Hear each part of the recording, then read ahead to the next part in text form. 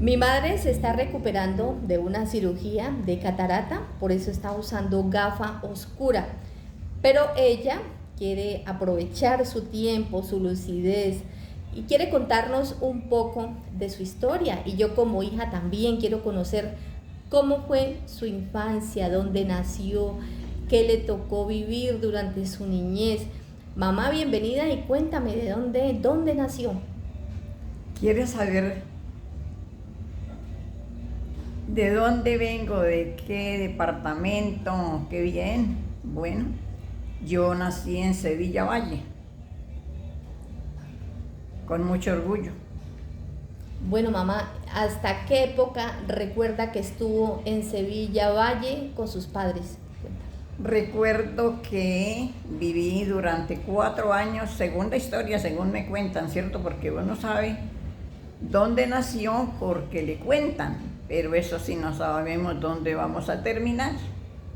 Bueno, entonces hasta que tenía 4 años, según lo que le contaban sus padres, cuando tenía 4 años, ¿a dónde la llevaron a vivir? Nos llevaron a un pueblito que llama San Adolfo, en el departamento del Huila. Más exactamente, ¿a qué parte de San Adolfo, mamá? A una vereda que llama La Tocora.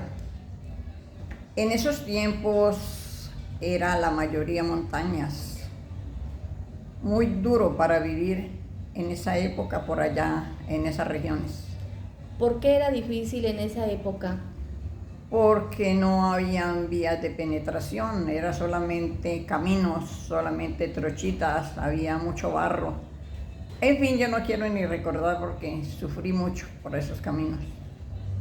Ah, porque era solamente, y además que en ese tiempo pues era más frío, ¿no?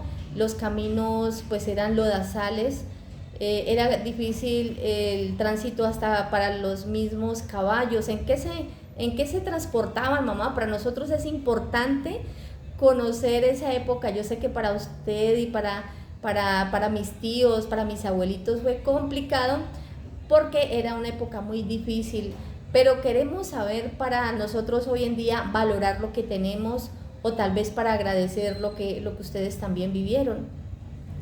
Fue una tarea ardua.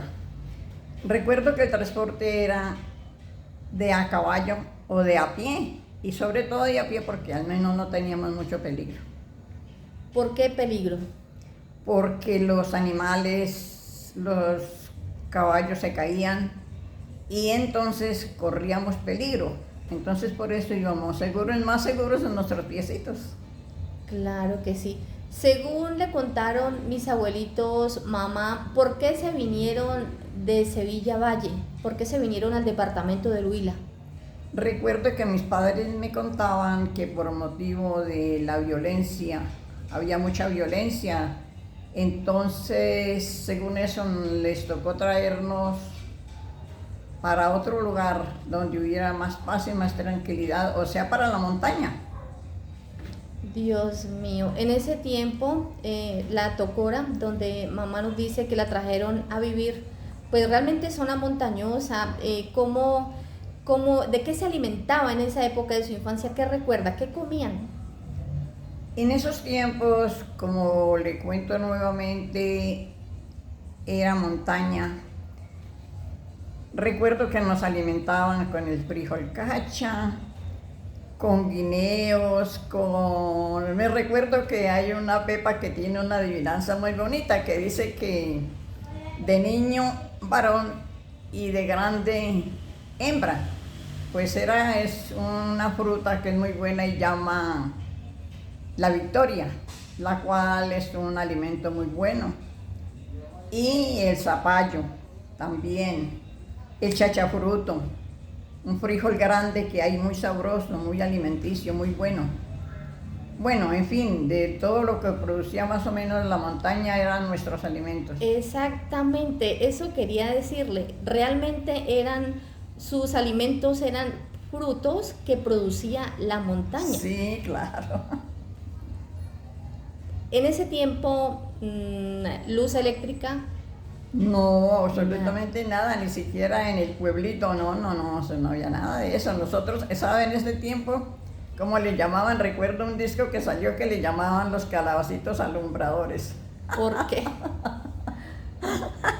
Porque la gente era muy poca la que conocía la luz eléctrica, entonces la gente se asustaba de ver los bombillos y les decían los calabacitos alumbradores. Ah, bueno, entonces, ¿con qué alumbraban sus noches en la tocora, en la finca?